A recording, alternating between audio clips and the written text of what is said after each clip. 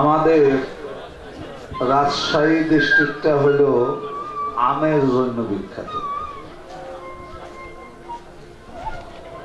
যেটা আপনারা ঢাকাতে বৈশা বৈশা পান এবং সবাই আনন্দের সাথে খান। তো বৈশাখ জ্যৈষ্ঠ মাস আসলে ঝড় বৃষ্টি বেশি বেশি হয়। তো জ্যৈষ্ঠ মাসে যখন বিরাট ঝড় হয়ে গেছে, ঝড়ের বেগ থামার পর গুড়ি গুড়ি বৃষ্টি, হালকা হালকা মৃদু মৃদু বাতাস। পশ্চিম বাড়ির দুইজন, একটা হলো ছেলে আর একটা হলো মেয়ে।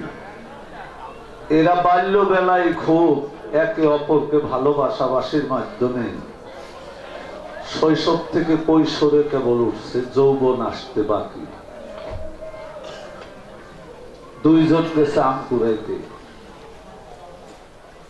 তো মেয়েটা আম কুড়াইয়ে পোজ ভরে ফেলছে, আর ছেলেটা একটা আমও ধরতে পারে না।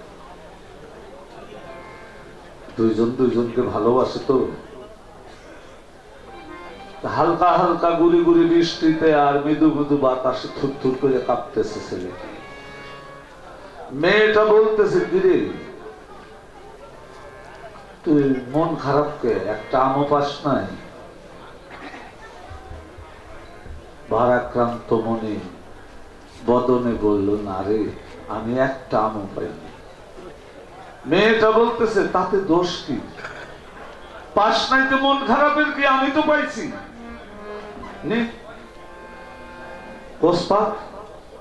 ছেলেটা যখন কোষা ধরছে, মেয়েটা তখন আমগুলি ওরে ঢাইলে দিতেছে। প্রায় বেশি দিন ওর কোষে চলে গেছে।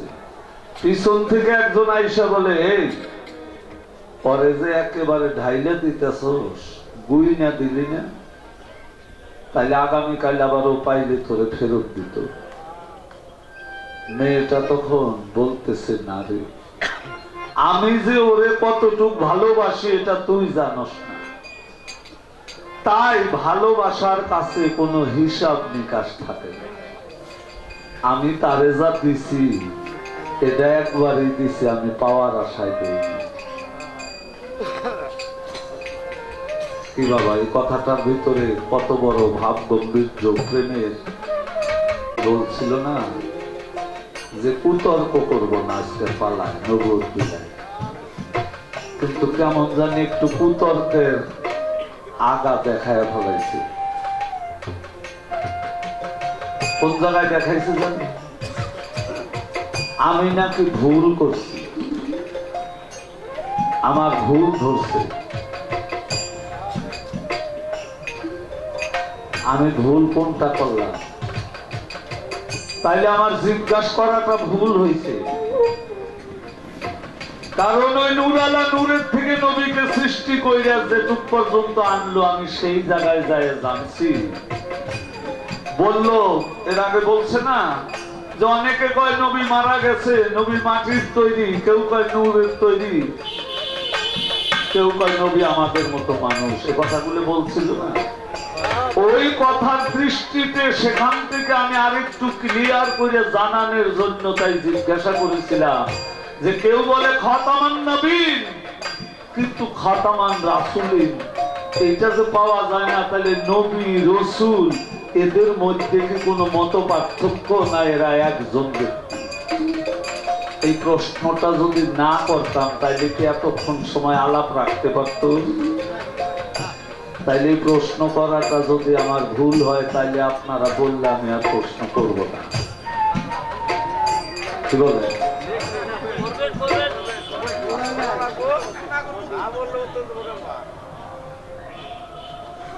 আমি ভুল করি নাই, আমি নিগুর বিষয়টা যেহেতু নবুয়ত, এই নবুয়তের পটভূমিকার থেকে এই যে ক্লিয়ারেন্স দিলেন, এইটুক দেওয়ানের জন্য আমি জিজ্ঞাসা রাখছিলাম মহাজনের একটা গান দিয়া। আপনি কি করলেন? তর্ক করবেন না বললেন, কিন্তু আমাকে ভুল ধরলেন যে আপনি এটা ভুল, আপনার এটা ভুল। জানি না কতটুক সঠিক বললো। তবে যাই হোক, আমার জন্য ভুল না। আজ 35 বছর এখানে গান গাইলাম, কিন্তু আজ আমি কারো ভুল ধরতে শিখি নাই। আমি কি বললাম না বললাম এটা বুঝবে আমার ভাবুক শ্রোতা, সঠিক কি ব্যাঠিক। আমি রেখে গেলাম তোমাদের মাঝে দুইটা জিনিস, একটি হইল আল্লাহর বাণী কোরআন, একটি হইল আমার বাণী হাদিস। হাদিস যদি রাখে তাইলে এখানে আহলে বায়াতের আর কি থাকে? বুঝে সুঝে এক কুল ধরো, দুই কুলে কেন ডুবে মরো, সিরাজ সাইফাই লালন তোর ফুফুরাবে কোন সময়, কোন কুলে দাঁড়াবি বনরায়। গুরু কুলে থাকতে হইলে লোককুল ছাড়তে হয়। দুই কুল ঠিক রয় না গাঙ্গে, এক কুল ঘরে এক কুল ভাঙ্গে, তেমনি যেমন সাধু সঙ্গে বেদ বিধির কুল দূরে যায়। বিলায় তো আপনি গাইবেন, নবুও তো আপনি গাইবেন, তাহলে কেমন জানি একটা খিচুড়ি মার্কা হয়ে যায়। কি বাবা?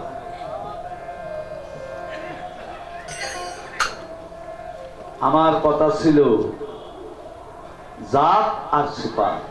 তাই নবুয়তটা 1,02,24,000-এর মধ্য দিয়ে সকলেই তারা নবী ছিল। কি বলে? আদম শফিউল্লাহ নবী ছিল, শীস আলাইহিস সালাম নবী ছিল, নূহ নবিউল্লাহ নবী ছিল, ইব্রাহিম খলিলুল্লাহ নবী ছিল, ঈসা রুহুল্লাহ নবী ছিল। এইভাবে তারা সবাই যার যার মতো আল্লাহ প্রদত্ত নবুয়তকেই তো নবী হয়েছে। তো আমার নবী মুহাম্মদ রাসূল সাল্লাল্লাহু আলাইহি ওয়াসাল্লাম তো নবী। তাইলে সেই নবুয়ত কোথায় রেখে শোনায় নাম এসে আব্দুল্লাহর ঘরে, হীরার গুহায় 40 বছর বয়সে তিনি কি হলেন? নবুয়ত প্রাপ্ত হলেন, যেটা কিতাবে প্রমাণ। তাহলে সেই নবুয়ত আর দুনিয়ায় পাঠাইলেন কোন নবুয়ত? এই দুইটা নবুয়তের ব্যাখ্যা চাইছিল মহৎ এই গানে। আমি না, আপনাদের দেশের ঐতিহ্যবাহী ঝিটকা শরীফের দেওয়ান আব্দুর রশিদ চিশতি নিজামীর মনজ্ঞ, যিনি খলিফা প্রাপ্ত হযরত মনসুর আল চিশতি নিজামী কুষ্টিয়া উদ্দিবাড়ি, তিনার লেখা গান তিনি লিখছেন।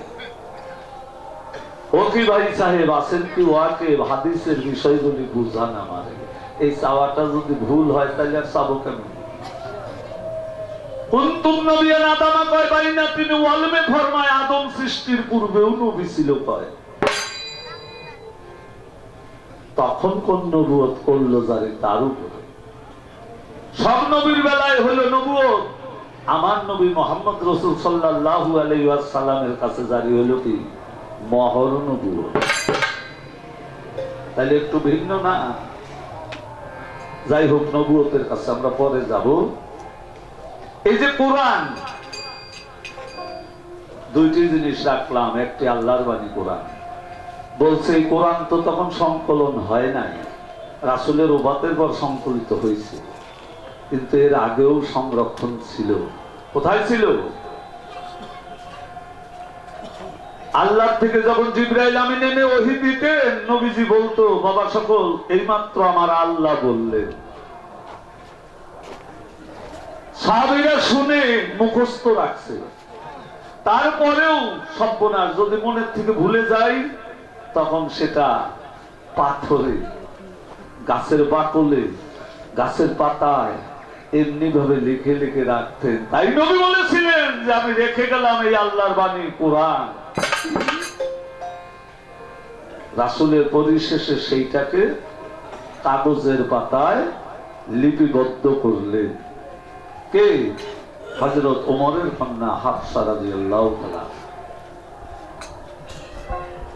কিন্তু কোরআন ছিল, আদিতেও ছিল। আল্লাহ বললেন ইন্নাল্লাহু লা কুরআনুন ফি কিতাবিন মাকনুন। এটা সেই কিতাব যাহা লৌহ মাহফুজ থেকে সংরক্ষিত করা হয়েছে।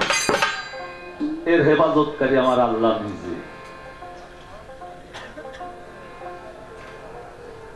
মনে হয় এই কথাগুলি নবুয়তের পক্ষেই থাকে। মাওলা আলীর বেলায় কোন তরিকার নবী? তো 4 তরিকারই নবী। তো সেই সময় শরীয়ত তরিকা থাকবে তোমার ভোট। হযরত আলীকে মাওলাই দিলেন, এটা কোন তরিকা ছিল তখন? আলীকে 4 তরিকা দিলেও তারপরেও একটা গোপনে আর একটা তরিকা ছিল। সেই তরিকাটার নাম হলো ওয়াহিদিয়া। ওয়াহিদ আল্লাহ, ওয়াহিদ হইতে আহাদ, আহাদ হইতে আহম্মদ, আহম্মদ হইতে এসে প্রকাশিল মুহাম্মদ।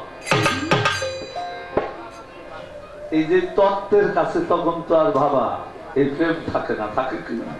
হিসাব নিকাশের কাছে প্রেম থাকে না। আর প্রেম যখন একবার এসে যায় তখন আর এই তত্ত্ব থাকে না, হিসাব নিকাশ থাকে না।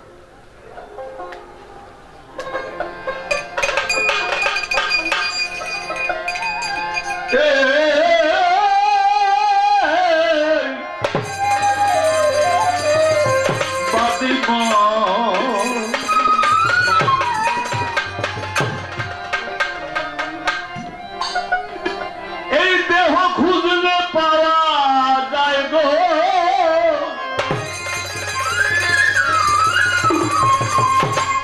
আমার সাহিত্যটা দেহ খুঁজলে পাওয়া যায়, এই মানুষের নবীর ঝলক দেয়, এই মানুষেই নবীর নূরের ঝলক দেয়।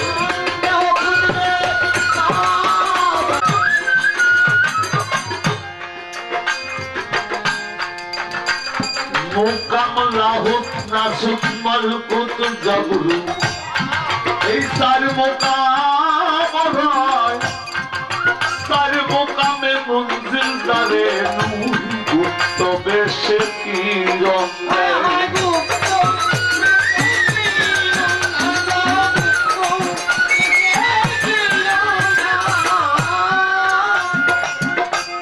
সুকমল কুত জবরু, এই তার মোকাম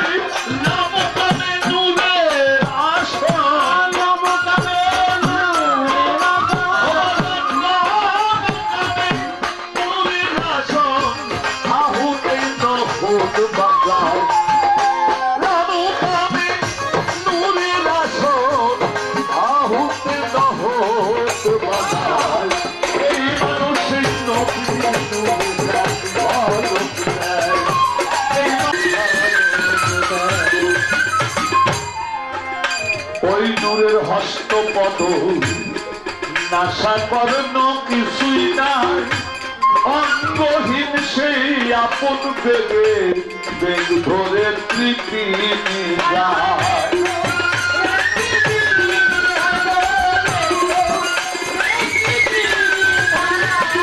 নূরের হস্তপদ নাশা করন নাই, অঙ্গহীন সেই আপন বেগে বেগ ধরে তৃপ্তি যায়।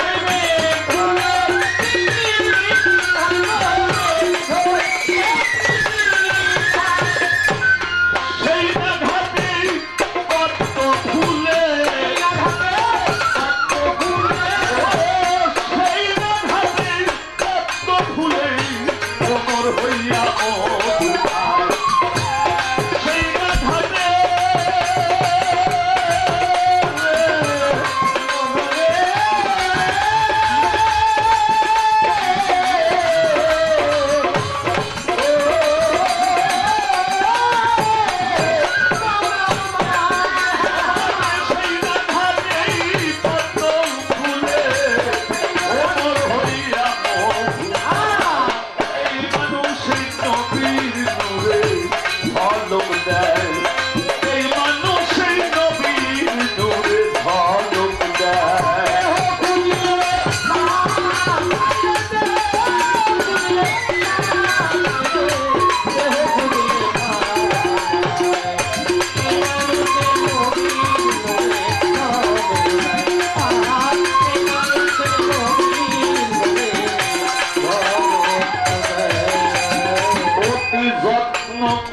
সেই ভ্রমরকে ভজিতে হয়, অতি যত্ন করিয়া সেই ভ্রমরকে ভজিতে হয়।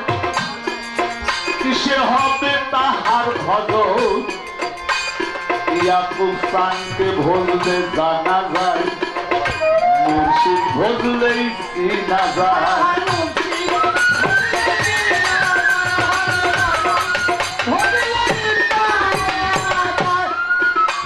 অধিক পাঙ্গু বলে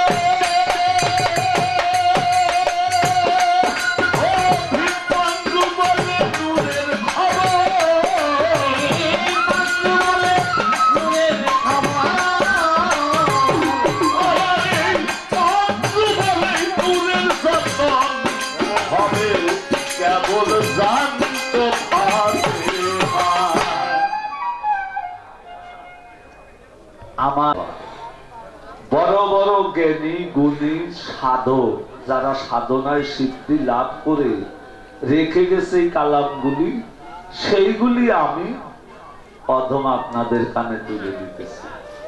আমার এখানে কিছুই লাগানোর মতো শক্তি নেই। তাহলে তিনি এখানে কি দেখালেন? এই তত্ত্বে যতক্ষণ পর্যন্ত এই নূরকে কেউ না চিনে, না বুঝে, না সেধে, তাহলে নিরঞ্জনকে পাবে কি করে? এই জন্য নবুয়তের ধারাবাহিকতায় আমার ইয়াকুব চান মুর্শিদের একটি স্থান দখল করে আছে, পাগল প্রকাশে।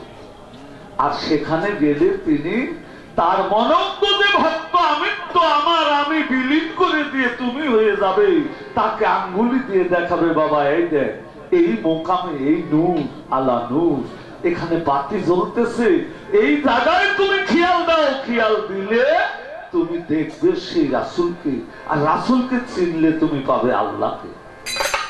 ওই যে আমার মা বলছে না, জানি কি মরা নবীর গান গাবো, কেন গাইলা যদি না থাকে? নবী মরে নাই, তোমার নবীর গান গাবে কেন? কিন্তু আমি যে বলছি নবী শেষ, খাতামান নবী, নবী মরে শেষের কথা আমি বলি না। নবীর রূপে আর কেউ প্রকাশ্যে আইসে দাবি করা যাবে না, করলে আমরা মানব না। তাই সেই ফেরেশতায় একজন দাবিদার ওয়ারিসুল আম্বিয়া, তিনি হলেন নায়েবে নবী। এর ঊর্ধ্বে কি বলা যাবে কিছু? কিন্তু লালন ফকির কিছু ইশারায় দিয়ে বলছেন, আশিকির হয় মাসিকে নামাজ, যাতে খুশি পাগবে নিয়াজ, লালন করে শ্রীগালের কাজ দিয়ে সিংহের দায়, ধন্য আশিকি যে জনে দিন দুনিয়ায়। যিনি আশিকে পাগল হয়ে গেছে, বিল্লা হয়ে গেছে, তার কি আর আইন কাঠামো রয়েছে বাজার? পাগলের জন্য তো কোনো আইন নাই।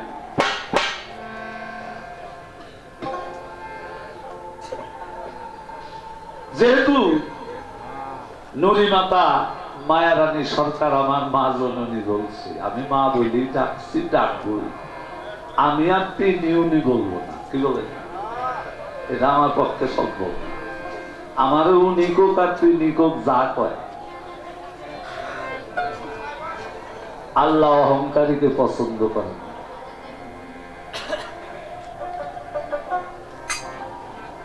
ওরে যার নাম নিলে পরম সুখে থাকি, নাম নিলে পরম সুখে থাকি, রসুল রসুল বলে ডাকি।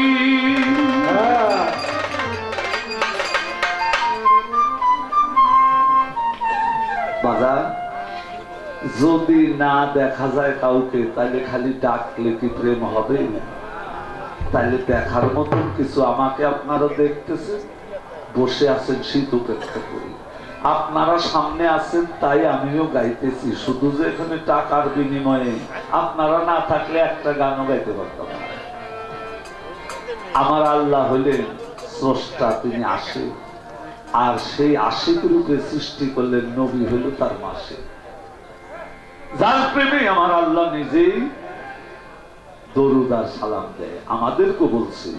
এবং কিভাবে বলছে? যদি কেউ দরুদ সালাম না পড়ে তবে সে বকিল, বকিলের কোন ইবাদত আল্লাহ কবুল করবে। মক্কা যে হজ করিতে রসুলের রূপ নাহি দেখি,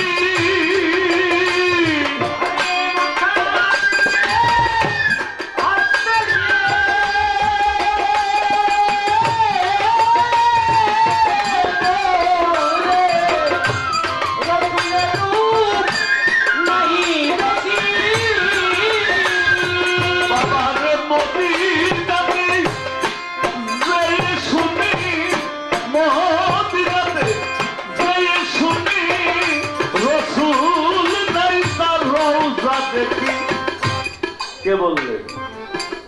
দরবেশ লালন বললেন, যদি রসুল বেঁচেই থাকে, বলল মরে নাই, আমি জিন্দা রসুলের গান করব, করতেছি জিন্দা নবী। তাই লালন সরমনের ভ্রম কি বাবা জিজ্ঞাসা করা যায় না, নাকি ভুল হবে? তবে মদিনায় হাজীগণ নবীজির রওজা জিয়ারত করে, তিনি কোনজন, বেঁচে আছে কোনজন? এবার মদিনাতে যাইয়ে শুনি রসুল নাই, তার রওজা দেখি।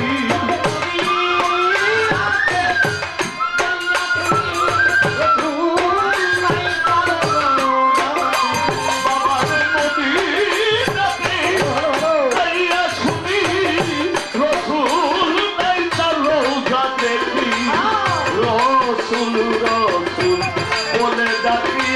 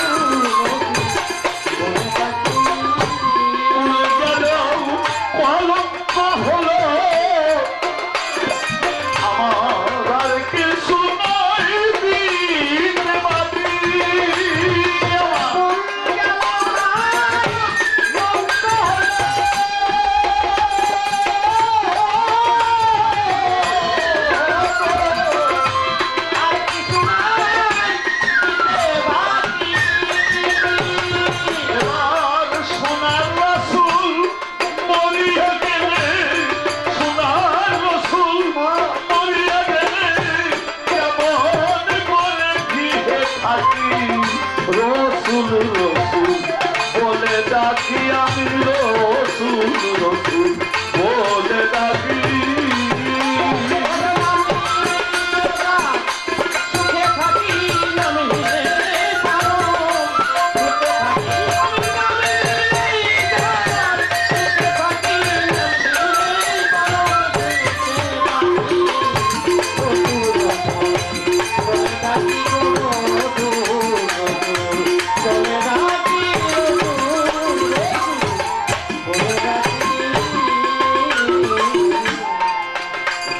রসুলকে আজকে আমরা দেখবো কি বলেন, হায়াতুল মুরসালিন বলে বাবারে দলিলেতে লেখা দেখি,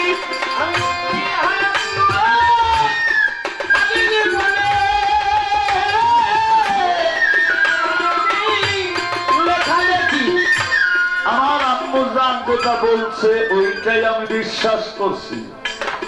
কিন্তু দরবেশ সিরাজ সাই কয় অবদ লালন, সিরাজ সাই কয় অবদ লালন রসুলকে নাসি নিলে কি আখের পাবি।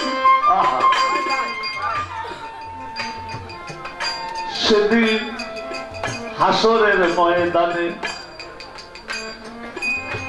এই দুনিয়ার জাহানে যত নর নারী সকলে উর্দু দিকে মাতম করিতে থাকিব, ইয়া নফসি বলিয়া। প্রভু গো আমারে বাঁচাও, আমারে বাঁচাও। একমাত্র দুকুলের কান্দারি মোহাম্মদ মুস্তাফা সাল্লাল্লাহু আলাইহি ওয়াসাল্লাম কাঁদলেন, ইয়া রাব্বি হাবলি উম্মতি উম্মতি। আজ যদি এখানে রসুলকে না চিনিয়া যায়, যারা আমার গতবার দেখছিলেন এবার তারা অবশ্যই আইসা আমাকে সালাম দিলে, কেমন আছে কুশল বিনিময় করলো। আর যারা আদৌ কোনোদিন আমারে দেখে নাই তারা কিন্তু আমাকে চেনেও না। তারা আমাকে সালাম বিনিময় করলো না, কেমন আছেন এই কথাটাও একবার বলল। তো আমি সেই নবীকে চিনলে তাহলে সেই নবীও তো আমাকে চিনবে ওই ভীষণ দুর্দশা দুঃখের দুর্দিনে, যেদিন কোনো মা চিনবে না তার সন্তানকে, কোন সন্তান চিনবে না তার মাকে, কোন বন্ধু চিনবে না তার বন্ধুকে, যেদিন একা একা সেই বিভীষিকার সময় কেঁদে কেঁদে সময় যাবে।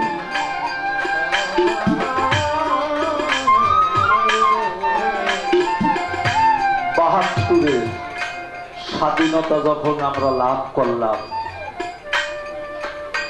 দুর্ভিক্ষ দেশে দেখা দিয়েছিল, যুদ্ধ বিধ্বস্ত একটি দেশ।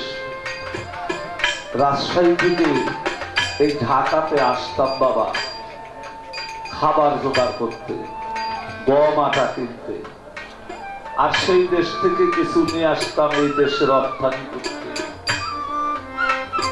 পকেট মারি একবার আমার টাকা পয়সা সব মারিয়ে দিচ্ছে। গাড়ি ভাড়া তো নাই, কি যে খাবো ক্ষুধা। আমার মতো মানুষ কারো কাছে হাত পাতলেও তো দিবে না। তখন যৌবন কাল, মন খারাপ, ঘুরে বেড়াচ্ছি যে আমার পরিস্থিতি কোনো বন্ধুকে পাই কিনা এলাকার বাসা। আমি যদিও না দেখি হাজারো মানুষের ভিড়, কিন্তু একজন সেই কমলাপুর প্ল্যাটফর্মের দক্ষিণপুরার থেকে দূর গতিতে ছুটে আসছে আমার দিকে। আসে বলতে হবে সাইজুদ্দি ভাই না, কই আপনি? আমি এখানেই থাকি। তো মন খারাপ, ভাইজান আমার পকেটে টাকা পয়সা যাচ্ছিল, পকেট মেরে মেরে। আরে তাতে কি হয়েছে? মন খারাপ হয়ে কি আছে? আমি আছি না, মনে হয় কিছু খান নাই, খাওয়াই বাড়ি পর্যন্ত আসার টিকিট করার টাকাটাও দিয়ে দিবে। যদি না আমায় চিনত আর আমি না চিনতাম তাহলে আমার গতি হইত কি? তাই বলছি এই দুনিয়ার জমিনে তারে চিনার উপায় কি? চিনিয়া যদি একবার মরতে পারি বাজার, আমার ভয়ে ডর থাকবে নাকি?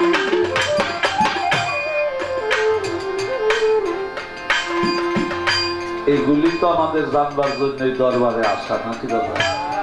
সেই দিনকার উপায় কি হবে? আমার দরদি ইয়াকুব স্যার এই যে পাগল, তিনটা শব্দে কিন্তু পাগল। কোন পাগল? তাই গত স্টেজে আমি একটা গান গাইছিলাম, যিনি হালিম সাধক, তার বাবা আব্দুল জব্বার চান্দের স্বরচিত। হালিম লেখক আর যে লেখক নামটা তার বাবা দিয়েছিল জব্বার চান্দ। আল্লাহর আশিকের পাগল তারা মরিয়াও মরে না। আল্লাহ বলছে, হে বান্দা তুমি মরার আগে যদি মরে যাও তাহলে তোমার আর মরণ হবে না। তারাই অমরত্ব লাভ করেছে এবং বলছে আমার ওলিদেরকে তোমরা মৃত্যু বলিও না, তাদের কোনো ভয় নাই। তো যাদের ভয় নাই আমার আল্লাহ বলছে যে তাদের ভালোবাসলে তাদের পক্ষে যদি থাকি বাজার, তাহলে কি আমার আপনার ভয় থাকবে? তাই এখানে হায়াতুল মুরসালিন বলে যে দলিলে লেখা দেখি, সিরাজ বলে অবদ লালন রাসূল না চিনলে কেমন করে আখেরে পাবি। অনেক আলেম ওলামারাও তো বলে, ইয়া রব্বুল আলামিন যখন তুমি আমার কাছে মৃত্যু পাঠাই দিবে, ওই দয়ার নবীর সোনার নবীর সুন্দর চেহারা খান না দেখাইয়া মৃত্যু দিও না। দয়ার নবীর চেহারাটা না দেখায় মৃত্যু যেন না হয়, সেই চেহারাটা চিনব কি করে? যা দেখলে আমার সারা দোজখের আগুন হারাম হয়ে যাবে রাসূলের মুখ দর্শনে। মক্কার যারা ছিল বাসিন্দা তারা কি রাসূলের মুখ দর্শন করে নাই? আবুল আহাব, আবু জেহেল, আরো অনেকেই, হাজার হাজার মানুষই তো নবীজিকে দেখছে। তাহলে তারা কি সবাই জান্নাতবাসী হবে? তাই সেই রসুল স্বরূপটা কোন রূপ, সেই নবী স্বরূপটা কোন রূপ, এখানে সাইজির একটা গান দ্বারায় আরজি রাখা হয়েছে।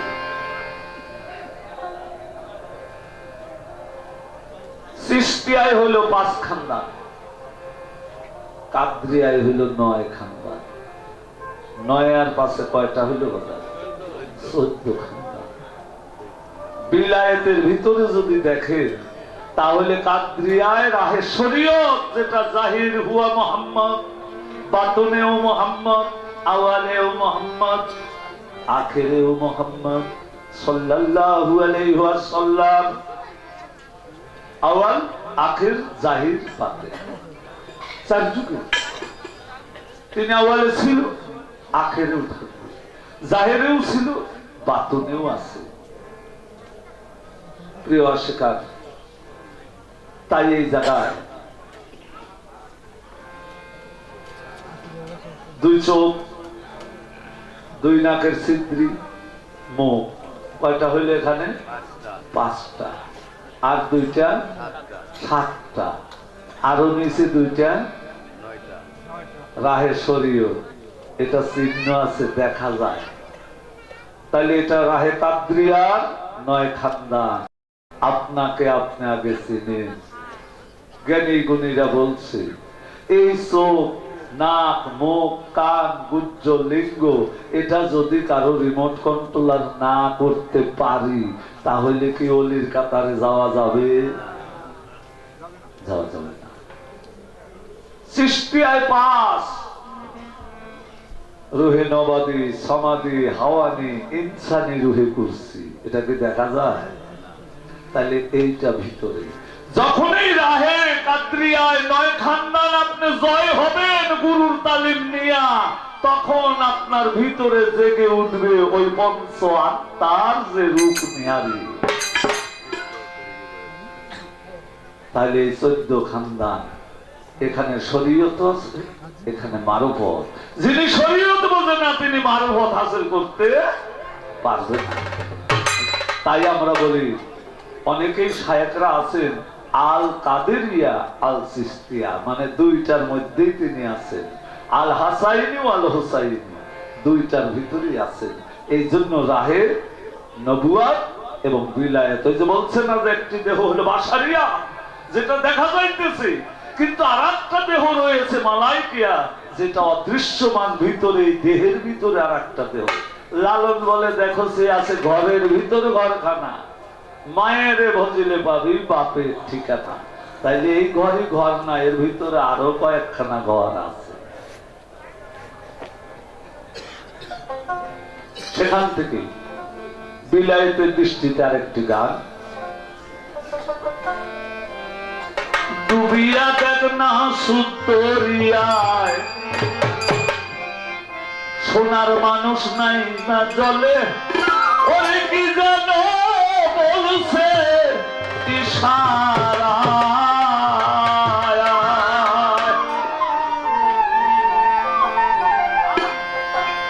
ডুবে দেখ না সুতরিয়ায়, সোনার মানুষ নাই না জলে, কি জানো বলছে ইশারায়, ডুবে দেখ না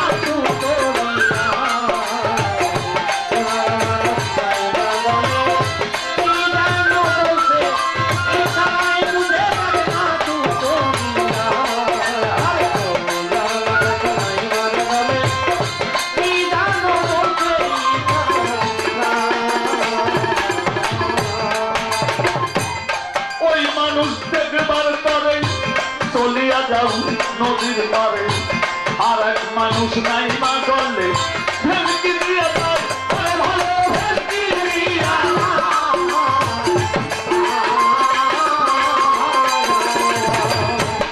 ওই মানুষ দেখবার পরেই চলে যাও নদীর পারে, আর এক মানুষ নাই মা বলে ভেলকি দিয়া তার ভালো ভেলকি দিয়া।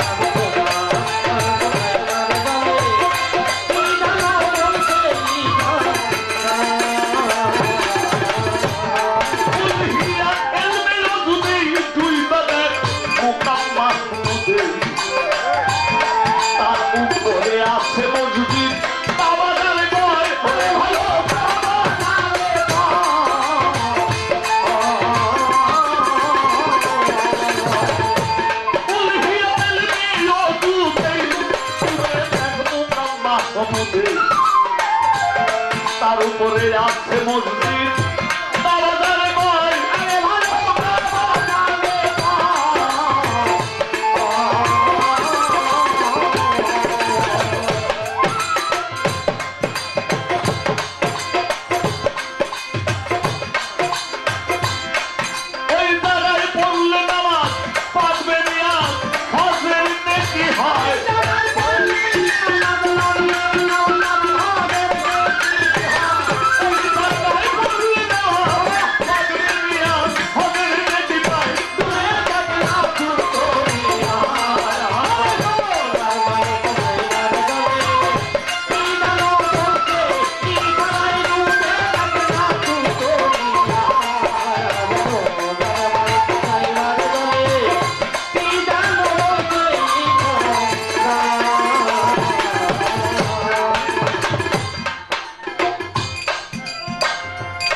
রসিকের মুখের বাণী বোকা মোহন সত্য জানি আকাশে উঠিবে ফণি হবে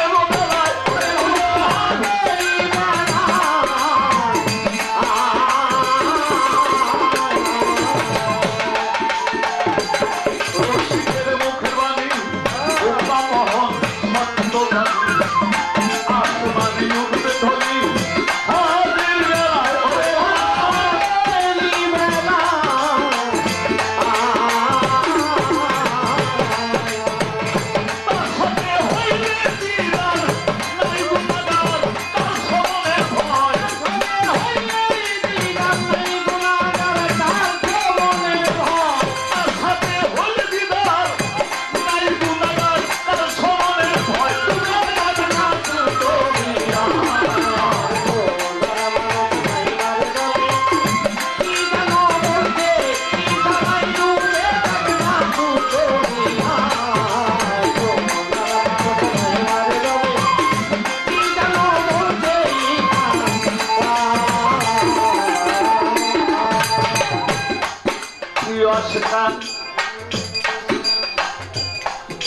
সব ইবাদতের মধ্যে প্রত্যেকটা আমরা যেটাকে ধর্ম বলি হিন্দু খ্রিস্টান বৌদ্ধ মুসলমান প্রত্যেক ধর্মের যারা যাজক প্রবর্তক সত্যায়নকারী তারা কি বলেছে সক্রেটিস বলছে তুমি তোমাকে চেনো ভগবান শ্রীকৃষ্ণ বললেন তুমি তোমাকে চিনো হাদিস তোমাকে চিনো এই যে তুমি তোমাকে চিনো আমাকে আমি যদি চিনতে যাই তাহলে প্রথম আমার কোথায় কোন জায়গায় কাকে চিনতে হবে যাকে চিনলে আমাকে চেনা হবে লালন সাধকের তাই তো বললে কি বললেন যেখানে সার বারাম খানা শুনিলে প্রাণ চমকে উঠে দেখতে যেমন ভজিঙ্গনা যা ছুইলে প্রাণে মরি এ জগতে তাইতে তরি বুঝিও তা বুঝতে নারী কি করি তার নাই ঠিকানা যে ধনের উৎপত্তি প্রায় শুনেও জ্ঞান হলো না কোরআনের ভাষায় বলছেন অপচয়কারী শয়তানের বন্ধু সদা সর্বক্ষণ যারা অপচয়ে রত থাকি বাবা তারা কি সাধু হইতে পারবো তারা কি অলির দরজায় যেতে পারবো এগুলি সাধনা সাধনাটার কি গাউসে আজম মহিউদ্দিন বরফির আব্দুল কাদের জিলানী রাহমাতুল্লাহ আলাইহি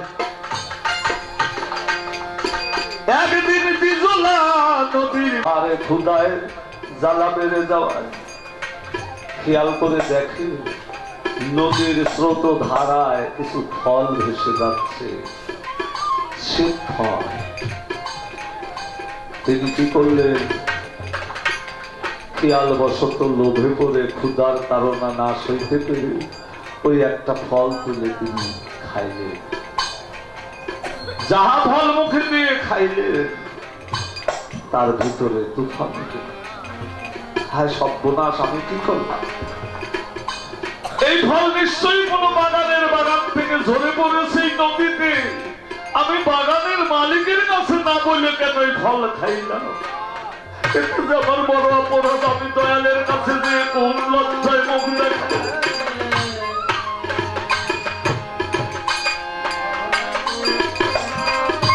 মনে মনে স্থির করলে হয়তো এই নদীর উজান বাঁকেই বাগান আছে, সেখান থেকেই ফল পড়ছে। তিনি পায়ে হেঁটে রওনা দিলে ওই বাগানের মালিককে খুঁজতে শুরু করলেন। এই ভয়ের নামে তো ভক্তি বাবা। এই যে ভিতরে তার অপরাধের একটা ভয় হয়েছিল যে আমি দয়ালের কাছে যে কোন লজ্জায় মুখ দেখাবো আর এই কথা বলবো না। না, যতক্ষণ না বাগানের কাছে আমি ক্ষমা নিতে পারবো ততক্ষণ আমার শান্তি নেই। 3 দিনের পথ পায়ে চলতে চলতে যে সেই বাগান পাইলে নদীর তীরে 1 পা 2 পা করে বাগানে খুঁজতে খুঁজতে দেখে চুলদারি সাদা একজন বুড়া মানুষ বাগানে বসে আছে। যে তিনি সালাম দিয়ে সামনে দাঁড়াইলেন, বলে বাবা তুমি কোথা থেকে এসছো, তোমার নাম? বলল আমি জিলানির থেকে এসেছি, আমার নাম আব্দুল কাদের। কেন এসেছি বিস্তারিত বললে। হুজুর গো, হয়তো এই বাগান থেকেই কিছু ফল ঝরে নদী দিয়ে ভেসে যাচ্ছে। আমি ক্ষুধা সইতে না পেরে ওই নদীর থেকে তুলে একটা ফল খেয়ে আমার ভিতরে আর সুস্থি মানছে না। যতক্ষণ না ওই ফলের বাগানের কাছ থেকে আমি ক্ষমা চেয়ে না নিব। বাগানের মালিককে ছিলেন আবু কাউস মিয়া। সর্বনাশ, কত ফল ঝরে যায়, কত চলে নেয়, তাই পাহারায় দিয়ে রাখা যায় না। আর 3 দিনের ভাটিতে একটা ফল কুড়িয়ে খেয়ে আবার আসছে বাগানের মালিকের কাছে ক্ষমা চাইতে। এই মানুষ তো ছাড়া যাবে না। এবারে তো কঠোরতা অবলম্বন করলে। হ্যাঁ বাবা, আমি অদম এই বাগানের, আল্লাহ আমাকে মালিকানা দিয়ে রাখছে 2 দিনের ছুটি। তুমি বিরাট ভুল করেছো এই ফল আমার কাছে না চেয়ে খেয়ে। তবে ক্ষমা করতে পারি একটি শর্তে। কি?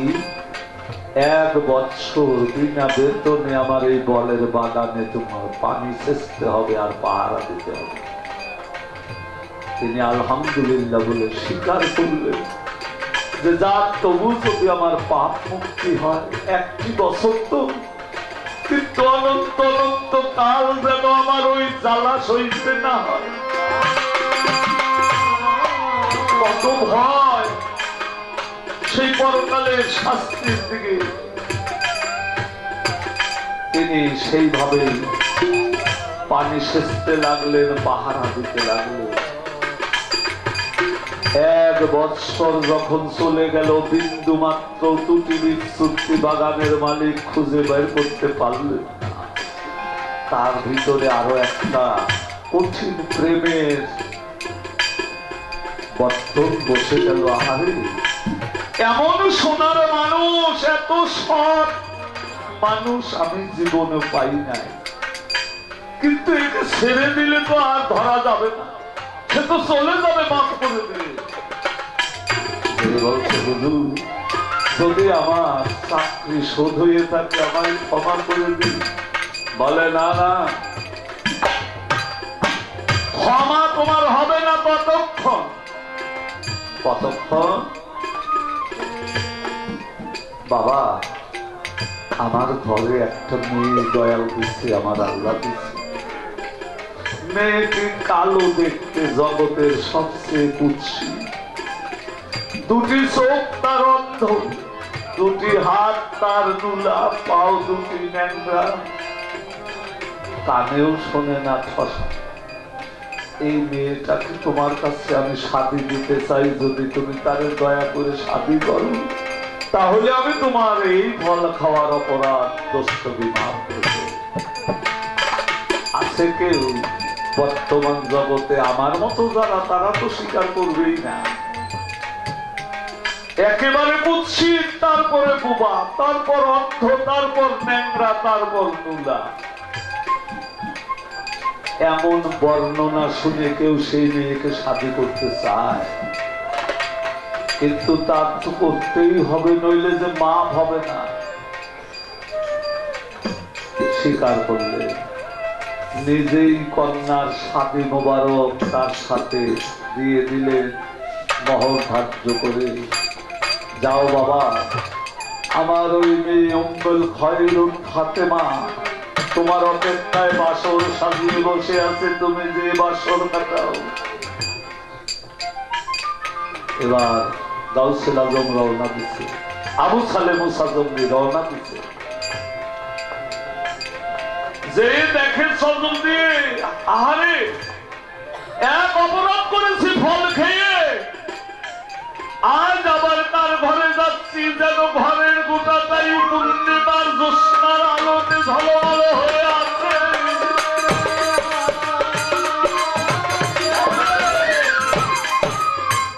যিনি বাগানের মালিক তিনি বললেন তার মেয়ে কুৎসিত, কালো, অন্ধ, ন্যাংরা, বোবা, নুলা, নিশ্চয়ই তিনি আমার স্ত্রী হবে না।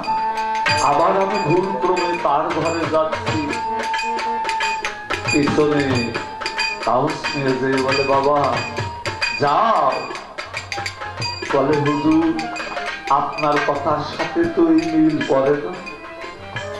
আপনি বলছেন আপনার মেয়ে কালো, কুৎসিত, অন্ধ, বোবা, নুলা, ন্যাংরা। দূষকের পানি ঢেলে দিয়ে কাঁদে আর কয় বাজার, জীবনেও আমার এই মেয়ে ঘরের বাহিরে যায় নাই, কেউ দেখে নাই, আমি আমার স্ত্রী ছাড়া।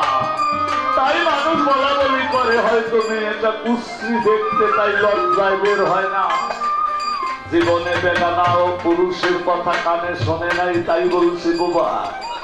জীবনে আমি তার পিতা এবং তার মা ছাড়া সে কাউকে চোখে দেখে নাই, তাই বলছি অন্ধ। জীবনে পা দ্বারা এই পর্দার বাহিরে যায় নাই, তাই বলেছি ন্যাংরা। তাও বাবা আমার একটি মাত্র কন্যা, তোমার মতন একজন ধর্মভীরু ন্যায় পরায়ণ যুবকের কাছে আমার মেয়েটিকে আমি দিতে পেরে আমার জীবনকে আমি ধন্য মনে করি। এমন ঔরসে বড়বীর জন্ম নেবে না, কি একজন প্রতারক, মিথ্যাবাদী, যে ভুল পথে চলে তার ঔরসে আসবে। এই জায়গায় আমার একটি কথা ধরা রইয়া গেল।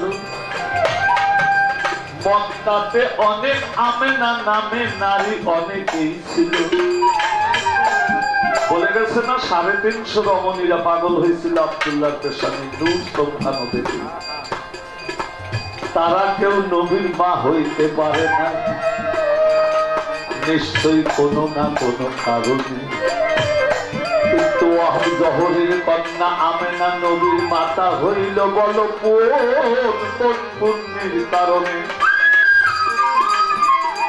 এই পুণ্যের কথাটা আমার মায়েরা যদি শোনে, মায়েরাও তো ইচ্ছা করবে যে একটা ভালো সৎ সন্তান যেন আল্লাহ আমার গর্ভে দেয়। আব্দুল্লাহ নামে আরো অনেক আব্দুল্লাহ আরবেতে ছিল, কিন্তু আব্দুল মুতালিবের পুত্র আব্দুল্লাহ কোন পুণ্যিতে মুহাম্মদ সাল্লাল্লাহু আলাইহি ওয়াসাল্লামের পিতা হইতে পারল। আপনারা তো চান একটা ভালো সুসন্তান আল্লাহ আপনার আমার ঔরস দিয়ে। নিশ্চয়ই এই কথাগুলি শুনতে পারলে কিছু না কিছু হইল অন্ধকারের আলো রোশনাই একটু হইলেও আল্লাহ দয়া করলে হবে।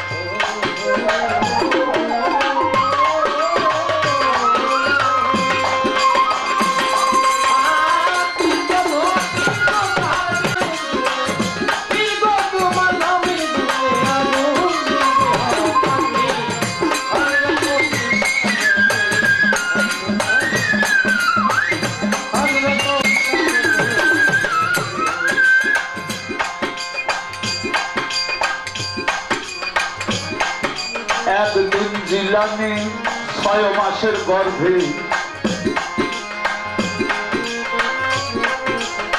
মায়ের গর্ভে ছিল, একা পাইয়া সুযোগ মধ্যে এক ভিখারি তার দ্বারে ভিক্ষা করতে গেল।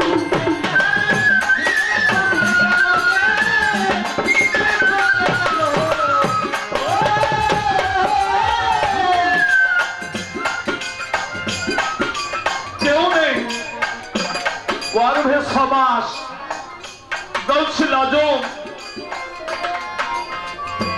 বরপীর কেবলার অধিষ্ঠান। একা একা উম্মুল খায়রুন ফাতেমা ঘরে ছিল। একজন ভিক্ষুক ভিখারি ভিক্ষা করতে গেল। আহারে, ভিক্ষা চেয়েছে নবীর দোহাই দিয়ে আল্লাহর নামে, আজ যদি আমার দরবার থেকে খালি হাতে ফিরে যায় আমি আল্লাহর কাছে কি জবাব দিব? কিন্তু এমন কেউ নাই যে তার মাধ্যমে ভিক্ষে পাঠাবো। মায়ে কি করবে? নিজের মা যখন ভিক্ষা দিতে ধীরে ধীরে দরজাতে যায় তুমি, মা জননী দরজাতে গেল ভিক্ষা দিতে, হাতের কেমি আঙ্গুলের একটু সুরত দেখতে পেল ওই ফকির, ওই ভিক্ষুক। হায়রে, কত নারী আমি দেখলাম এই ভিক্ষার ছলে, কিন্তু অপরূপা এই সুন্দর চেহারা তো আমি জীবনে দেখি না। এদিকে ওদিকে চায়, তার ভিতরে এসে গেল সেই ঋতুর তারনায় কাম ভাবের আগমন।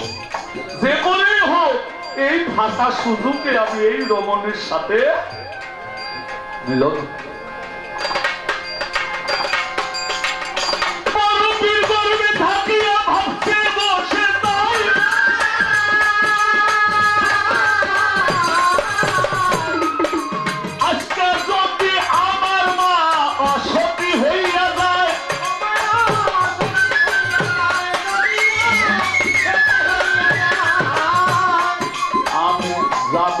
যাবো না প্রভু সে দুনিয়ায়,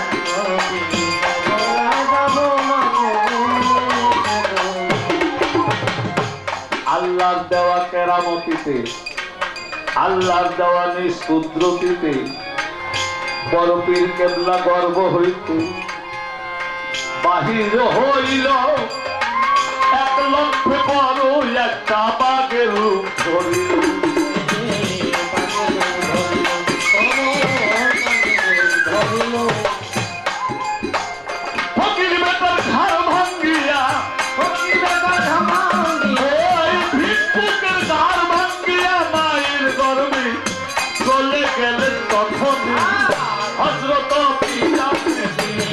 আব্দুল কাদির জিলানী, হযরত পীরানে পীর আব্দুল কাদির জিলানী।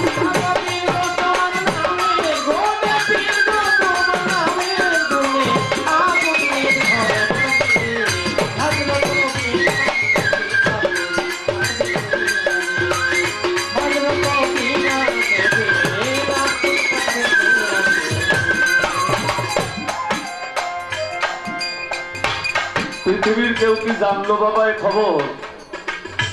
জানলো না। আল্লাহর দেওয়া সুপ্রিম পাওয়ার কবে থেকে পেলেন? বরপীর আব্দুল কাদির জিলানের জিলানী বাবা সপের প্রথম অংশ হইতে হয় তার রূপ।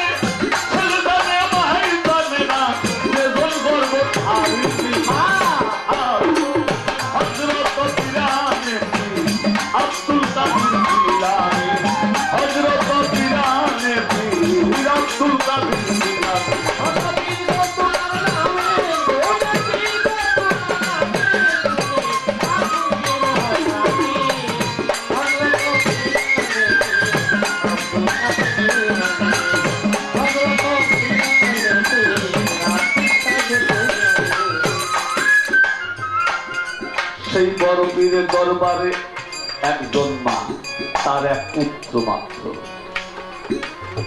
নিয়ে দিলেন, দরদি আমার ছেলেটারে আপনার চরণে রেখে গেলাম, আপনি তারে যেভাবে মানুষ করা লাগে আপনি করে দিলেন।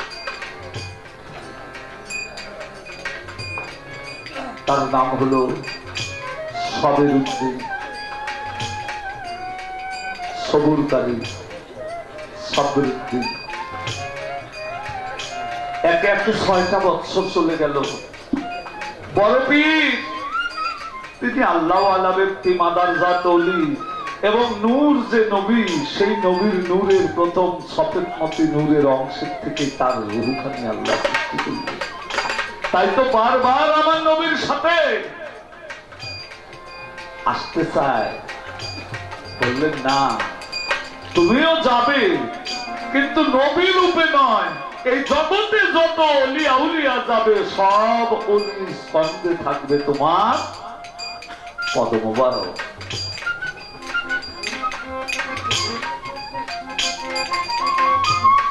যেহেতু কান্দ্রিয়া তরিকার আলাপ রাখছে আমার মামনি, তো সব অলির কান্দে যদি আমার বড় পীরের পদমোবারক থাকে বাবা,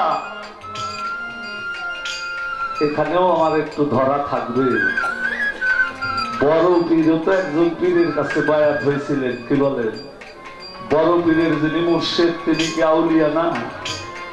তাইলে কি তার পীরের কান্দে ওই বড় পীরের পা দুইটা থাকবে?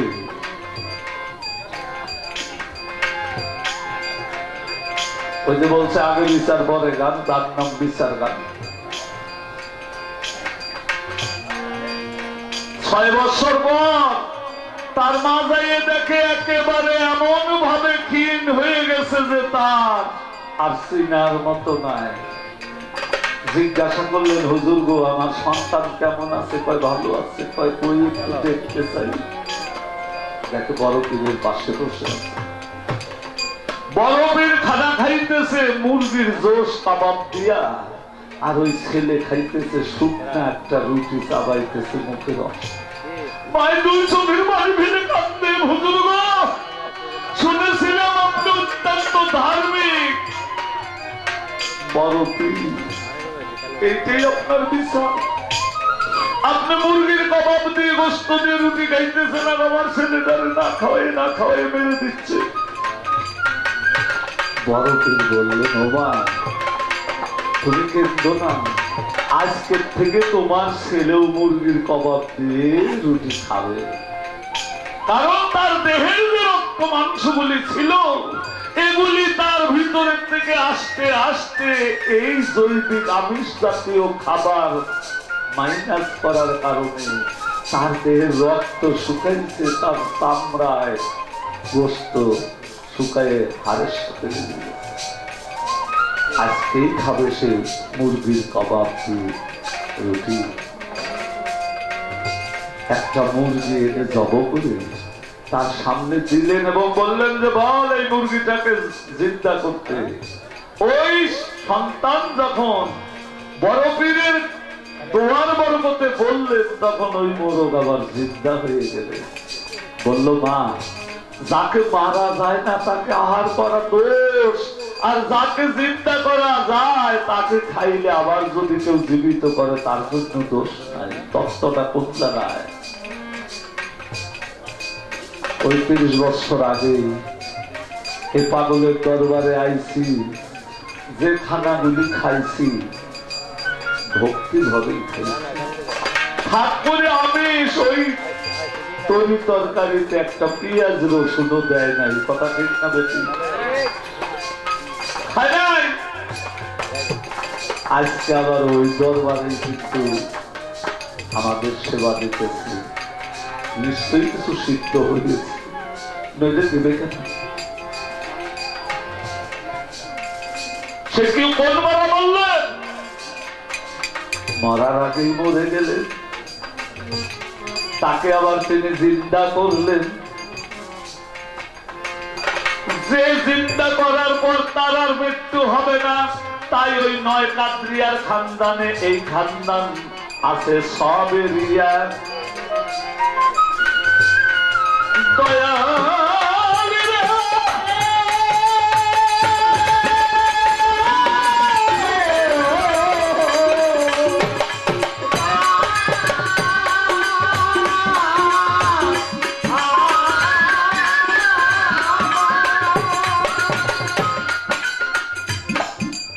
এই জগৎকে একবার যদি খেয়াল করি যে একা এসেছি, একাই তো যেতে হবে। 15 পারা সূরা কাপের তাফসিরে তাই দেখলাম লিখেছে, এক ব্যক্তি যে বলে নবী গো কিয়ামত কবে হবে, হঠাৎ প্রশ্ন, নবী জবাব দিচ্ছে না। আবার বলছে কিয়ামত কবে হবে, জবাব দিচ্ছে না। 3 বারের বার নবী বলছে, এই বেটা কিয়ামত মানে কি তুই বুঝোস?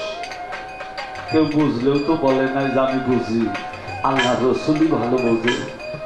বলে তবে শোন, কিয়ামত মানে হলো মৃত্যু হয়ে যাওয়া, কিয়ামত মানে ধ্বংস হয়ে যাওয়া। তুই যে একদিন মৃত্যু হয়ে যাবি, কিয়ামতে পড়বি, সেই দিনকার সঞ্চয় কি কিছু করছো? লোকটি তখন কেঁদে কেঁদে কয় নবী, কিয়ামতের সঞ্চয় বলতে মানুষ যাহা করে নামাজ রোজা, এগুলি তো আমি কিছুই করিতে পারি নাই। নবী কয় তবে কি করছো বাজার? লোকটি কাঁদবে আর কয়, নবী গো আল্লাহর ভয় ভক্তি, নবীর প্রেম মহব্বত ভালোবাসা আমার গোটা হৃদয় জুড়ে আছে। আল্লাহর নবী এক জানলাম কম। আমার নবী দাঁড়াইয়ে তার বুকে নিয়ে কয়, যদি তোর এই মুখের কথা হৃদয়ের কথা হইয়া থাকে রে বাজার, আমি নবী বলবো কাল হাসরের মাঠে তোর ভয় নাই, তুই রসুলের জামাতেই থাকবি। আনাস রাদিয়াল্লাহু তাআলা আনহু সফর সঙ্গী, তিনি মুস্কি হাসি দিয়ে দাঁড়িয়ে দাঁড়িয়ে হাসছে। নবী বলে, আনাসের চোখে তো কোনোদিন হাসির ছায়া পাইনি। আনাস কি পেয়ে তুমি আনন্দে হাসছো? বলে, নবী গো আপনার মুখের কথা শুনে। বলে কেন? বলে আমিও যে মনে প্রাণে হযরত আলীরে ভালোবেসে ফেলেছি। আমার নবী কয় না ওই দিন তুই আলীর জামাতেই দাঁড়িয়ে যাবি।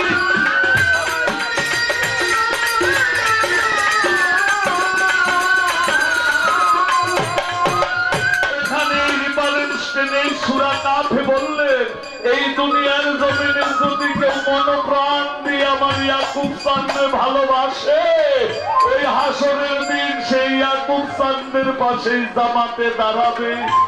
যে যাহাকে ভালোবাসবে তার সাথেই তার হাসর হবে। এখন কাকে বেশি ভালোবাসার দরকার? ভক্তগণ, আপনাদের কাছে বিচার।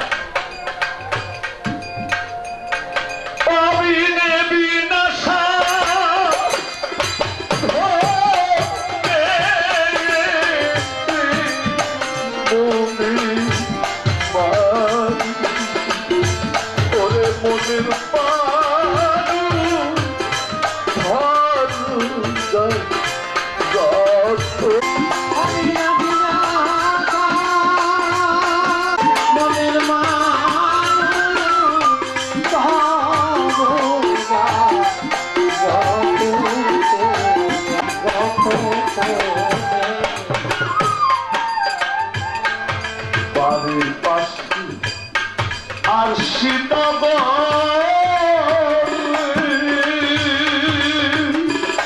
ছিল পরশী পরশী এক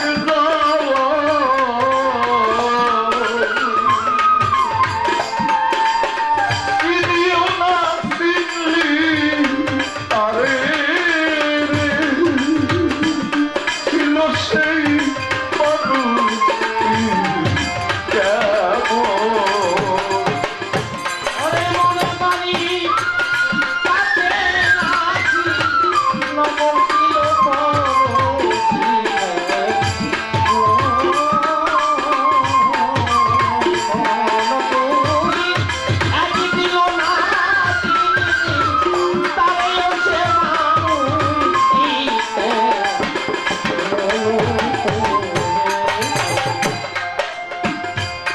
লালন ফকির তো বললেন, সহজ মানুষ বোঝে দেখলে দিব্য জ্ঞানী।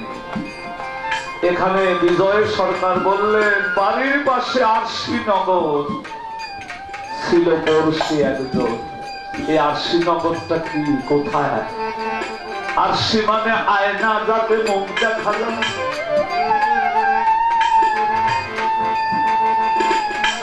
আপনি নদীর কূলে পুকুরের পাড়ে দাঁড়াইলে ওই জলের ধারায় আপনার ছবি কি দেখা যাবে না বাবা? যদি ওই জলধারাটা একটু নাড়ায় দেন আর থাকবে ছবি। অনেকেই বলা বলি করতেছে যে 30 বছর আগে পাগলারে যেমন দেখছি আজকে এসে দেখি তার চাইতে একটু যুবক যুবক হয়েছে। আল্লাহ তো সুন্দরকেই পছন্দ করেন নাকি? আর পার্থিব জগতে কেউ বা আপন মুর্শিদকে, কেউ বা গর্ভধারিণী মাকে ভালোবাসতাম। গভীর রজনীতে বাড়ি যাইতাম, পিতা মাতার ভয়ে না জানি শাসন করে। যে দেখতাম সবাই ঘুমিয়ে পড়েছে, একমাত্র মা বাতি জ্বালাই আমার অপেক্ষায় আছে।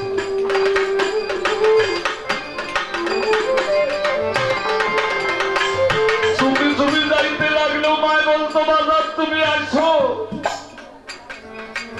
যদি বলতাম মা গো সবাই ঘুমাইছে তুমি ঘুমাও নাই, মায়ের কাজ কইতো বাজার নিয়ে তুই না আসা পর্যন্ত কি আমার ঘুমাইতে পারে? ওই দরদের বাজার চলে গেছে রে।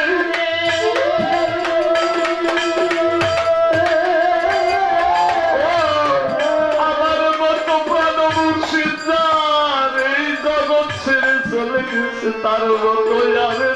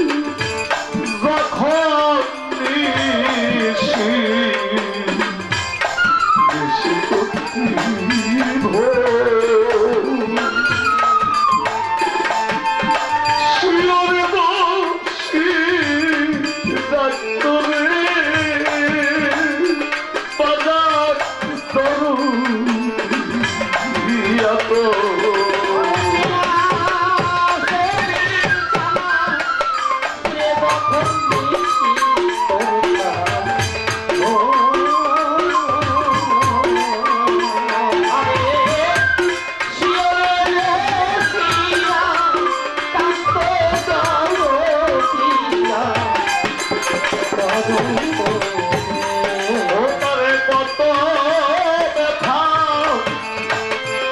দিয়েছিলি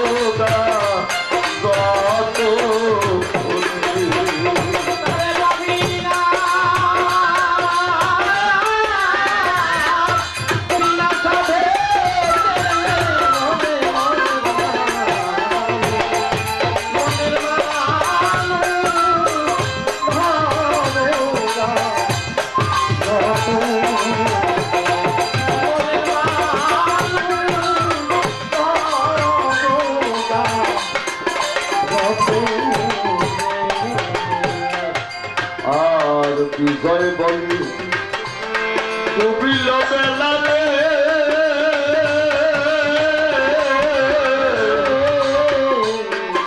খেলা ছেড়ে যাচ্ছিল তোর পুঁজি পাতি রে নীল ছয়